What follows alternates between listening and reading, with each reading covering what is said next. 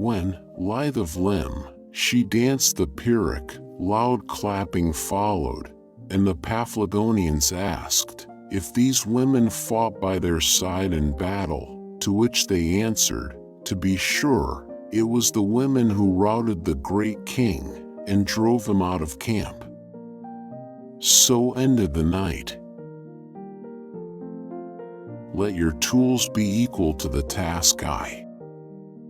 Battles are decided more by the morale of the troops than by their bodily strength.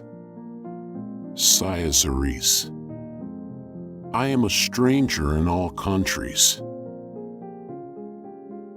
For I believe that the best life is lived by those who take the best care to make themselves as good as possible, and the pleasantest life by those who are most conscious that they are becoming better. Whatever you determine to be right, with diligence endeavor to perform. I would force myself again and again to guard against my own overeagerness. Such self-control was crucial, for many times it led to great victories when self-indulgence might have led to defeats. I once heard you say that dealing with gods and dealing with men weren't such different things. A prince, you taught me, should honor both gods and men during his days of good fortune, so that both men and gods will remember him in his time of need. True. The shortest and surest way to live with honor in the world is to be in reality what we would appear to be, and if you observe, you will find that all human virtues increase and strengthen themselves by the practice and experience of them. And do you think, you fool, added Socrates, that kisses of love are not venomous, because you perceive not the poison? Know that a beautiful person is a more dangerous animal than scorpions, because these cannot wound unless they touch us, but beauty strikes at a distance, from what place soever we can but behold her, she darts her venom upon us, and overthrows our judgment. In heaven's name, let us not wait for other people to come to us and call upon us to do great deeds. Let us instead be the first to summon the rest to a path of honor. He neglected not his own body, and praised not those that neglected theirs. In like manner, he blamed the custom of some who eat too much, and afterwards use violent exercises, but he approved of eating till nature be satisfied, and of a moderate exercise after it, believing that method to be an advantage to health, and proper to unbend and divert the mind. I will choosing to die rather than to remain alive without freedom and beg, as an alternative to death, a vastly inferior life. But that it is only the writings and precepts of the philosophers and other fine writers that are the true riches, because they enrich with virtue the minds of those that possess them. Shamelessness, they hold, treads close on the heels of ingratitude, and thus ingratitude is the ringleader and chief instigator to every kind of baseness. It is no disgrace but honorable rather to steal, except such things as the law forbids. Don't give them enough time to arrange a solid defense. We've got to appear against them like an uncontrollable nightmare of spears and battle axes and flashing swords. Let no one fall idle. Remember too, I added, that getting rid of scoundrels ends the danger of contamination for the rest of the army. Men are drawn closer to virtue when they see the dishonor that falls on misleaders. Well-trained personnel always come through in a pinch. Let's banish these misleaders from among us, and when we do, we shouldn't fill their places from our Persian peerage alone. As our journey continues, we're going to be joined by many races of men. Just as we choose our horses from the best stocks, not limiting ourselves to our national breed, we should choose the best men to join us in the work of command, regardless of their country or color.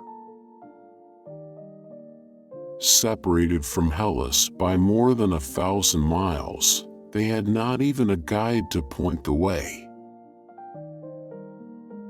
Nothing that is really good and admirable is granted by the gods to men without some effort and application. You know, I need hardly remind you, it is not numbers or strength that gives victory in war, but, heaven helping them, to one or other of two combatants it is given to dash with stouter hearts to meet the foe, and such onset, in 9 cases out of 10, those others refuse to meet. We must not give way to a lust for plunder until the enemy is completely scattered. The man who's too quick to plunder is no longer a man. He turns himself into a beast of burden and ought to be treated like a traitor. Gentlemen, I said to my officers, let's talk about discipline within our army, and let's consider our danger from no-account leaders. Unfortunately, such rogues sometimes find more followers than good leaders.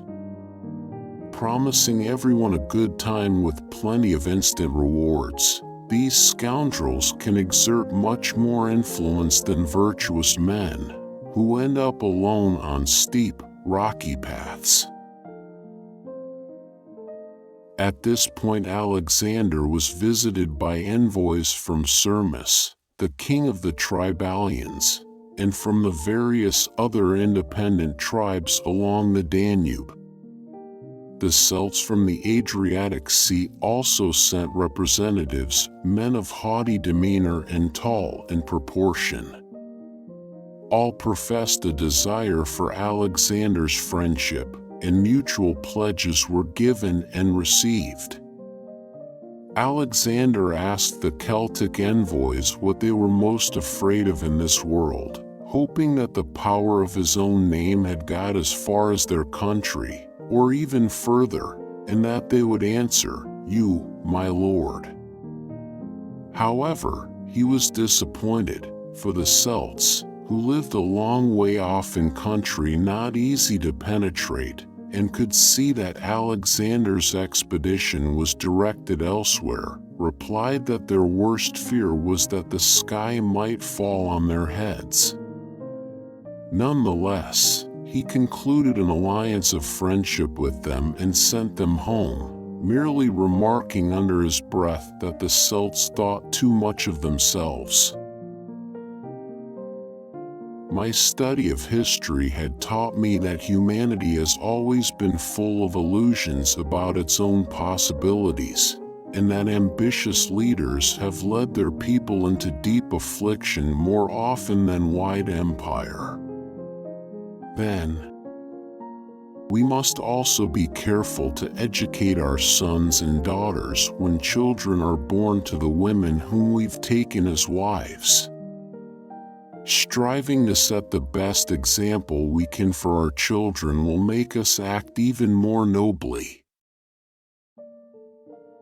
We're bound to be proud of the way our children turn out if they see nothing unseemly and hear nothing shameful.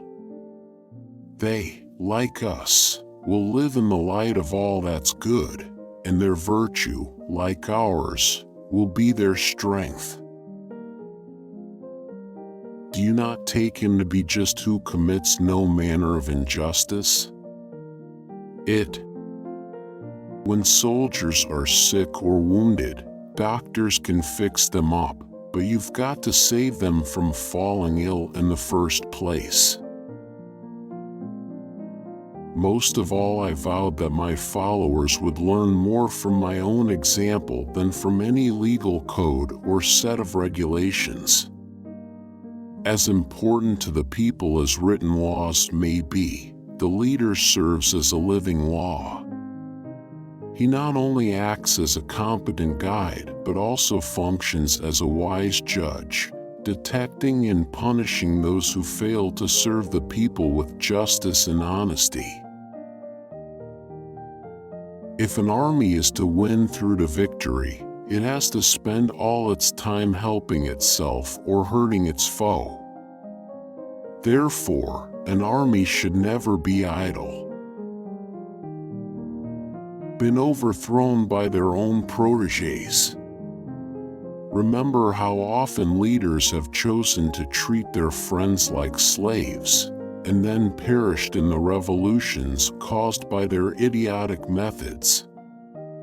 How many powerful men have craved to dominate the world, and by overreaching have lost everything they once possessed?